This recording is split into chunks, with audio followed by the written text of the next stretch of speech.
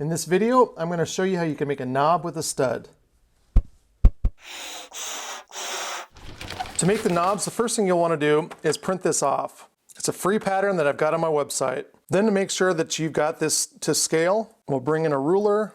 We're just going to measure 1 inch by 1 inch, just any of these squares. For the actual wood knobs, you'll need a piece of hardwood that's 3/4 inches thick. The width needs to be about 2.5 inches, and I think I've got about 12 inches here, so 10 to 12 inches, something like that.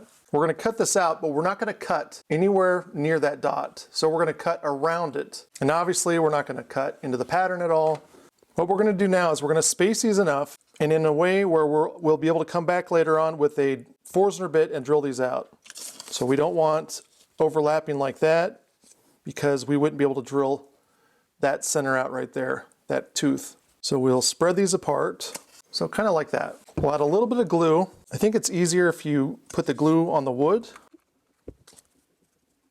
And all of the pattern needs to have glue underneath it because we are going to be using this on a drill press. We don't want anything to tear off later on. And now we'll give that a little bit of time to dry.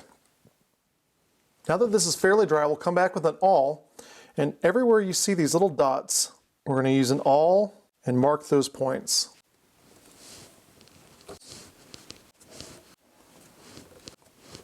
When you've marked all 4 of these, we'll take it over the drill press, and each one of these holes on the outside are going to get a 5/8 drill bit. And the inside one's going to get a 3/4 inch drill bit. And ignore this outside circle.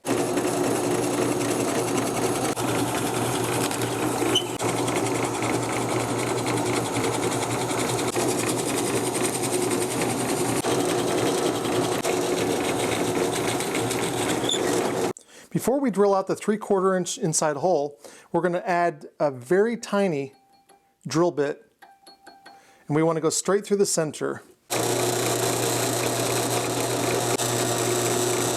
That's to mark the other side because we're going to do something on that side as well. I'm only going to drill down to the depth of that.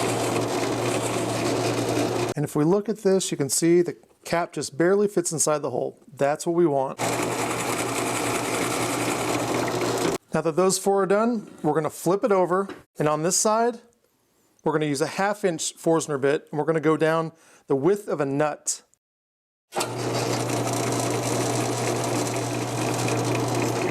If we get a 1/4 inch nut, it should fit in there flush.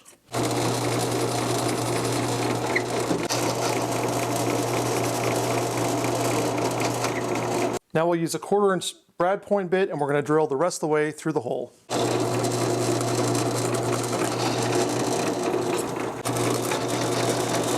And that's what we're looking for when we're done.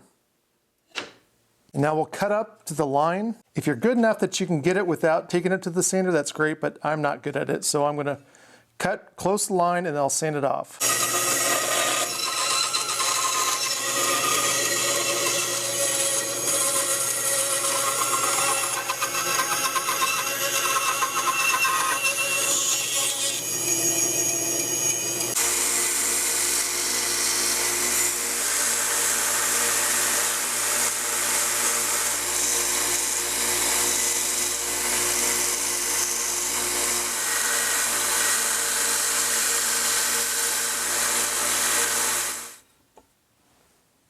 Now that our knobs are done, you're going to want 4 1/4 inch by 3 inch carriage bolts.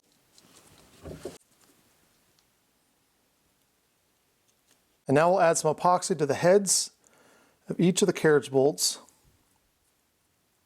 and a little bit on the thread. Then you're going to slide the bolt in.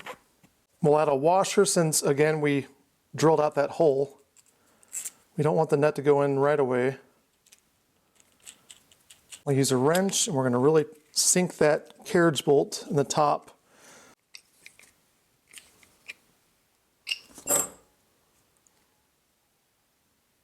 If you need to, you can put a little bit more on top to make sure that that carriage bolt has enough epoxy on it.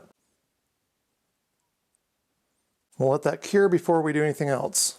Now that this is dry, it should be a little tacky. We'll flip it over, and we're going to take the nut off the back.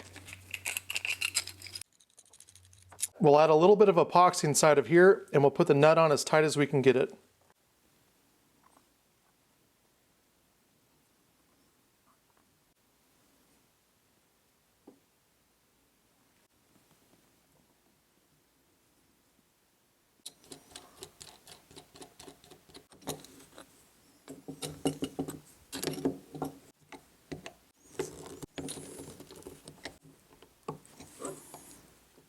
Now we'll go ahead and allow this to just sit and cure, and we'll come back. Now that the knob is done, I've put it in this corner clamp. If you'd like to see how I made these, check out the end of this video.